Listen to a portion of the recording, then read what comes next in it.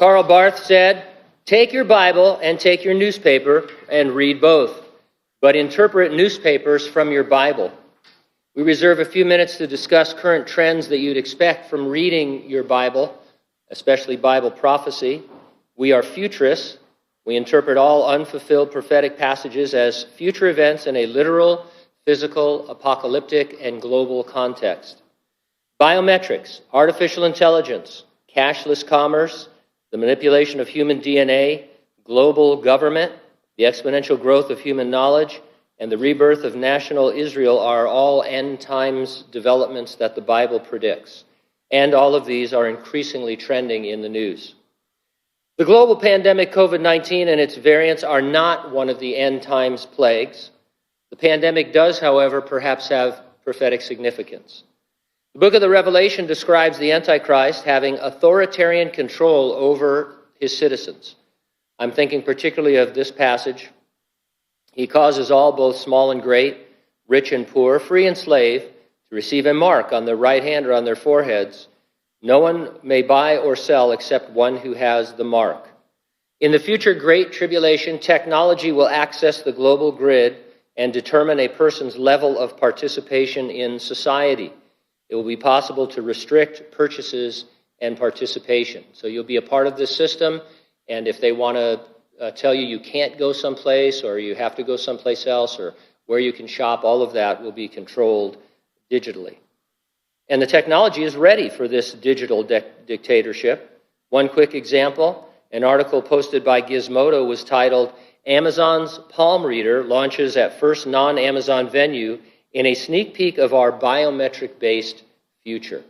And so they're talking about these scanners where you just hover your palm over it and you can purchase your stuff at Whole Foods or buy tickets or really do anything that it's set up to do. Whether it's a palm scanner or another biometric device, we are rapidly approaching a world in which our purchases and participation in society are going to be not only tracked, but controlled. In the news, you hear about the unvaccinated and the anti-vaxxers. Our leaders are blaming them for the continuation of the pandemic. It is being called a pandemic of the unvaccinated. Governments are forcing compliance to mandates to be vaccinated or tested. You must show proof or suffer severe consequences. And you've seen all these stories all over the world. Australia's gone crazy right now in terms of what they're doing and not doing. Many of you have talked to us. You're in danger perhaps of making a decision you don't want to make because your job is on the line. An article titled, "Biden Administration Outlines Process for Disciplining Removing Unvaccinated Feds," reported that, quote, "Refusal to comply with the president's vaccine mandate will be treated as violating a lawful order." The article explains the enforcement process. That process begins with a 5-day counseling period in which agencies should provide the non-compliant employee with information on the benefits of vaccination and how to get the vaccination. In dystopian movies, that is called re-education, where they take you out of society and they get you to think the way you should be thinking as far as they're concerned. It's a dystopian concept, not unusual in communist countries. Government response to COVID-19 and its variants is authoritarian right now, threatening to punish dissenters by restricting their purchasing and participation in society. It sounds like life in the future Great Tribulation. Here's a headline: Sydney's unvaccinated warned of social isolation when COVID-19 lockdown ends. Sydney residents who are not vaccinated against COVID-19 risk being barred from various social activities even when they are freed from stay-at-home orders in December, New South Wales State Premier warned on Tuesday. People who choose not to be vaccinated could be barred entry to shops, restaurants, and entertainment venues, even after the state lifts all restrictions.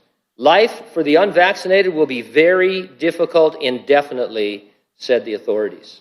Another article suggested the 3 ways to pressure the unvaccinated: make them pay for mandatory weekly testing, increase their health care costs, and prohibit them from visiting hospitals and care facilities. Real Clear Politics reported that Australian police are now going door to door, asking folks if they have plans to protest or if they know of anyone who does. I briefly glanced at a headline this morning. that said the CDC is contemplating making, they want to call gun violence a health crisis. And then once they call it a health crisis, then it'll be like COVID, and they can have mandates against guns because, after all, they might hurt somebody the way a virus might. And so this thing doesn't seem to be stopping anytime soon. Gino was just telling me about a school, there's, I guess, some association of school boards that exists, and they are petitioning somebody to get, essentially, if you come and disagree with their policies, they want it declared domestic terrorism. And so, Second Amendment, free speech, all around the world this is happening. If you had said even, 2 years ago, 18 months ago, something like this would be going on, and we've been telling you that they're going to add more stuff to this, like guns and climate and all of that stuff. Now, all of that could stop overnight. We could, people could win their lawsuits and we could get back to normal. I'm not saying that we're in the tribulation or that this is the precursor to it, but this is what you would expect to be happening in a world that's going to turn into the world of the Great Tribulation, where a man will control everyone's movements and purchases, and he'll do more than fire them. He'll destroy them and kill them. I'm sure there are multiple opinions among us regarding vaccines and the mandates. We're not talking about that. We're not giving opinions. We're not getting political. You can have your own opinion and your own politics.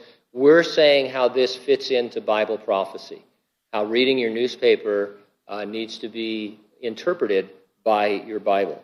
Digital dictatorship that controls citizens to comply or suffer loss of fundamental rights is what we expect from reading the Bible. Now, we, of course, believe the resurrection and the rapture of the church are imminent events.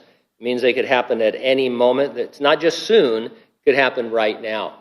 And no matter how long the Lord delays, it is always imminent. Are you ready for the rapture? If not, get ready and stay ready and keep looking up, because ready or not, Jesus is coming.